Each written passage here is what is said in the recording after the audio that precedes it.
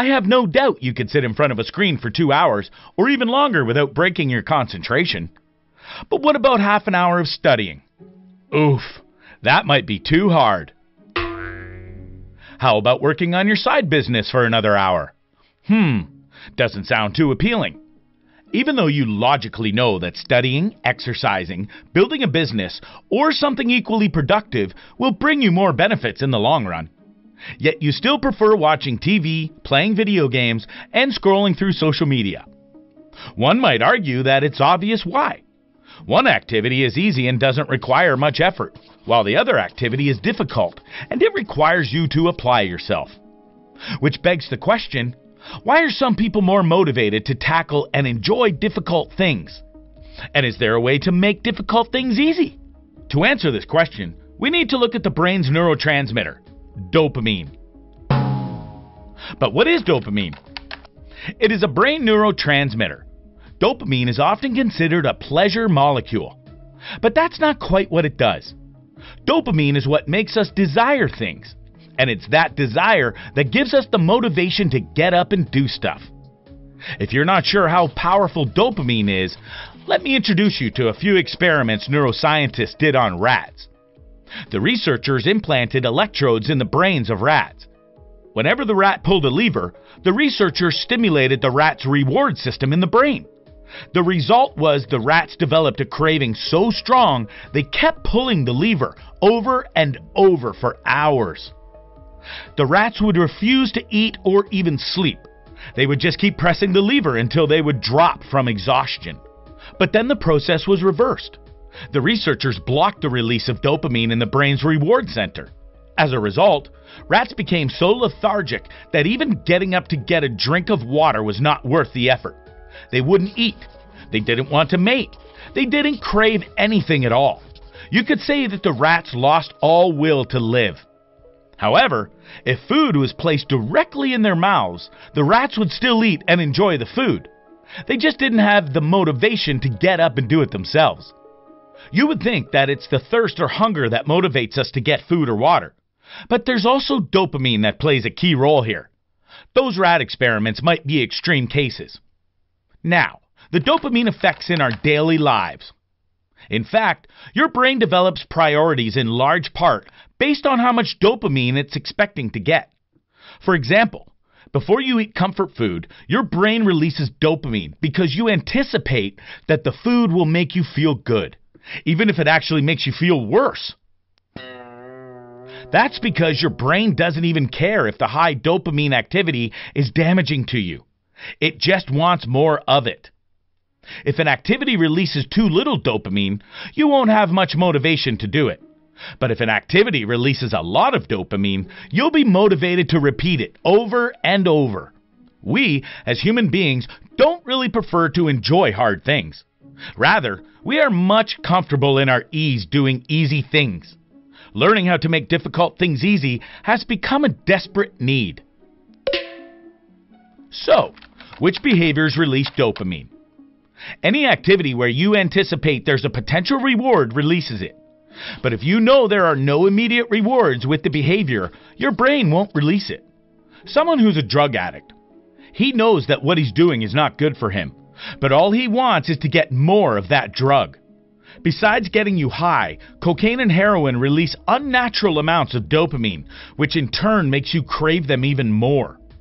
And in today's digital society, we are flooding our brains with unnaturally high amounts of dopamine on a daily basis, even if we don't know it. Some examples of high dopamine behaviors include scrolling through social media websites, playing video games, watching internet pornography, etc. But how to prevent this? The answer is you need to perform a dopamine detox. What you're going to do is set aside a day where you're going to avoid all the highly stimulating activities. You're going to stop flooding your brain with high amounts of dopamine, and you're going to let your dopamine receptors recover. Yes, we are talking about 24-hour dopamine fast here. For one whole day, you will try to have as little fun as possible. You won't be using the internet or any technology like your phone or computer. You're not allowed to listen to music. You're not allowed to masturbate or eat any junk food. If you are still confused about how to do a dopamine fast, stay tuned. Steps you need to take for dopamine detox. Dopamine fast is crucial for resetting the mind. Basically, you're going to remove all sources of external pleasure for the entire day. In fact, you're going to embrace boredom. And trust me, there will be a lot of boredom. You are, however, allowed to do the following. Go for a walk, meditate and be alone with your thoughts, reflect on your life and goals, write down any ideas you get on a piece of paper, not computer or phone. All of this might seem quite intense, but if you want radical dopamine detox results and you want them fast, you need to be able to take radical action. I must say that you need to follow dopamine detox rules strictly. Viewers, Mr. Smart is here to help you learn how to dopamine fast. He has created a series of animations especially for you. Watch the videos for learning how to do a dopamine detox through the link and card in description. But why would dopamine detox even work? What's this dopamine fast science? Let's say that you've been eating every single meal at the best restaurant in your town. As a result, what happens is those fancy meals become your new normal. If someone offered you a bowl of plain rice, you would probably refuse. It simply wouldn't taste as good as your usual restaurant meal. But if you suddenly find yourself stranded on a desert island and you're starving, suddenly that bowl of plain rice doesn't seem so bad. And that is what the dopamine detox does. It starves you of all the pleasure you usually get, and in turn, it makes those less satisfying activities more desirable. This is how to reset the mind from dopamine addiction.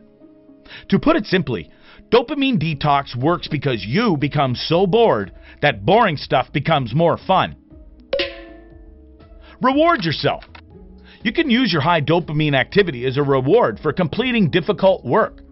And this is exactly what I do myself. I track all the difficult, low dopamine work I do by tricking my brain.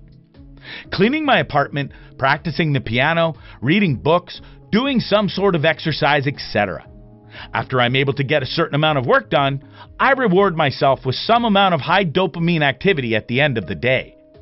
The key words here are after and at the end of the day. If I indulge in high dopamine behavior first, then I'm not going to feel like doing the low dopamine work.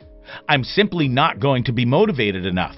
So I always start with the difficult things, only then I allow myself to indulge in high dopamine activities. To give you an example, for every completed hour of low dopamine work, I reward myself with 15 minutes of high dopamine behavior at the end of the day. That means that for 8 hours of low dopamine, I allow myself roughly 2 hours of high dopamine behavior. Of course, these are my ratios. You can tweak them to your liking. Also, it has to be noted that if you're addicted to something that's damaging to your health, then you don't want to treat that behavior as a reward. Instead, find a different reward that's not as damaging, one that you still think is worth the effort. And if you're wondering what my guilty pleasure is, it's the internet. I can easily get lost there for hours without doing anything else. That's why I have this system. It's so I'm able to control my addiction, but make no mistake, even with this system, I still plan days where I abstain from high dopamine activities completely. To conclude this, I want to say that it is possible to make doing difficult things feel easier. But when your brain is getting so much dopamine all the time, you won't be as excited about working on something that doesn't release much of it. That's why you might want to limit your phone and computer usage along with other high dopamine releasing behavior. And I can tell you that it's definitely worth it. So if you have motivation problems, start dopamine detoxing your brain as soon as possible. Separate yourself from the unnaturally high amounts of dopamine, or at least expose yourself to it far less frequently. Only then will normal, everyday low dopamine activities become exciting again, and you'll be able to do them for longer. You'll clearly see the dopamine detox benefits. We are all dopamine addicts to a certain extent, and that's a good thing because dopamine motivates us to achieve our goals and improve ourselves. But it's up to you to decide where you're going to get your dopamine from. Are you going to get it from those things that don't benefit you? Or are you going to get it from working on your long-term goals? The choice is yours. Mr. Smart suggests you to embrace the Dopamine Fast Challenge and share your Dopamine Fast results in the comments section. This animation is based on the writing of Glorin Santosh. Subscribe to Mr. Smart for learning more about dopamine detox. Also, join the Smart Club through the link in the pinned comment for illustrations, PDF version, and detailed quiz for every new animation. Live long, smart living.